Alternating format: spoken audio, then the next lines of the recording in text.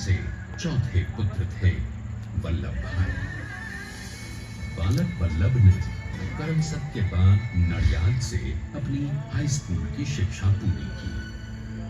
फिर 13 साल की उम्र में उनकी शादी भी हो गई, छोटी सी झवेर बाई से। 2 बच्चों, बेटी मणि बहन और बेटे डाया भाई को जन्म देने के बाद झवेर बाई असमय ही चल बसी। सदी बदलने और 20वीं सदी आने पर उनका जीवन भी एक चमत्कार की तरह बदला। प्लीडर का इम्तिहान पास करके वो वकालत करने लगे, पहले गोधरा, फिर आणंद और उसके बाद अहमदाबाद में। मगर जल्द ही वकालत छोड़कर वो बैरिस्टर बनने की इच्छा से इंग्लैंड चले गए। लंदन में बैरिस्ट्री में अव्वल आने और वजीफा जीतने वाले वो अनोखे भारतीय थे। अब तो अहमदाबाद की वरिष्ठ अदालत में बैरिस्टर पटेल की जिरह और जीतों की धूम मच गई।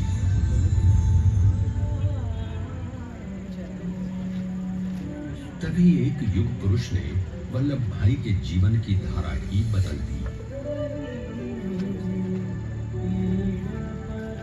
दक्षिण अफ्रीका में सत्याग्रह के अहिंसक अस्त्र से गोरे शासकों को सबक सिखाकर भारत वापस आए बैरिस्टर मोहनदास करमचंद गांधी से मिलकर वल्लभ भाई ने अपने कुछ बरसों से सीखे विदेशी व्यवहार और संस्कार हमेशा के लिए त्याग दिए और अब वो अपने खेड़ा के किसानों को हक दिलाने के लिए बापू के साथ आंदोलन में कूद पड़े। अब उनके पैरों में जूते नहीं, गांवों की धूल थी।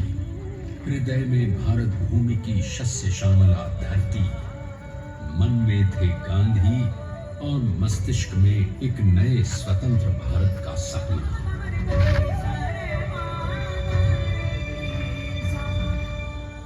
तभी बारडोली के मजबूर मजलूम किसानों की यातना का समाचार उनके पास पहुंचा।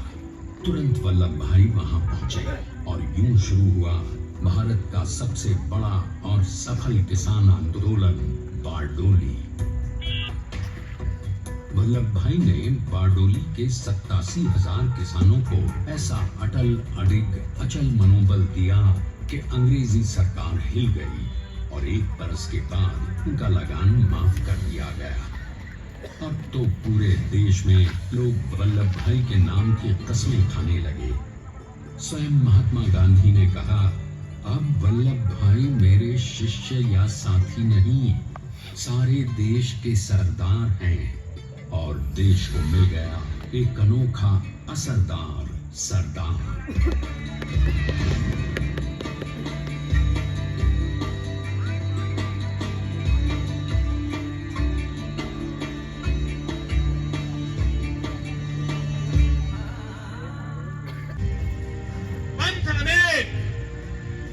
लक्ष्य एक, बोली अनेक, स्वर एक, रंग अनेक, तिरंगा एक, समाज अनेक, भारत एक, रिवाज अनेक, संस्कार एक, योजना अनेक, मकसद एक, कार्य अनेक, संकल्प एक, राह अनेक, मंजिल एक, पहनावा अनेक, एक, चेहरे अनेक, मुस्कान एक। ये एकता का संदेश लेकर के हम चले। और भाइयों बहनों, ये भारत की विशेषता है, विविधता में एकता। यही भारत की विशेषता है।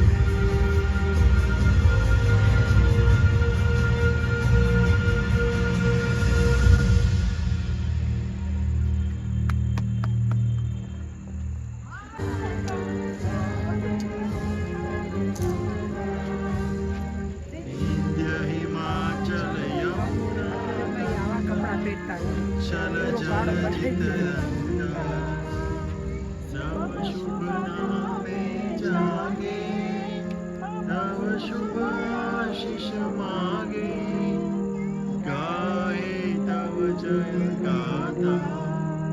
जननायक जय, जानत भाग्य विधाता जय हे जय हे जय हे जय